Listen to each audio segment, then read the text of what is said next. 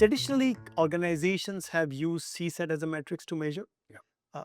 But with this whole new agentic AI, and honestly, as the world is getting competitive, is there a need for companies to look at a new set of metrics that makes them more competitive at a global stage? Yeah, I think so. I think I've been looking at customer experience now for like probably 20 years. I really think because CSAT was a good metric, but I think it's going to this is going to die very soon, is because it happens when an event is occurred and then you measure the experience there, right? But more or less, customers drop off along the value chain when you're actually working with them, right? So how do you capture those moments? That's very, very important. So you look at preventive churn metrics, right? So let's take an example, a real life example where we were working with this telco.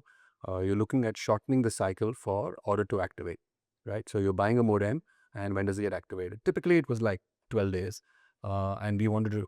It was actually going up to 48 days, but ideally it should have been 12 days, right? So there'll be various stages of where you connect the customer, right? The time when you sign up the customer on acquisition form to making sure the person's premises are ready, right? At every stage, there will be a touch point with the customer to make sure that the customer is ready and you're communicating with them. Now, this communication is the key.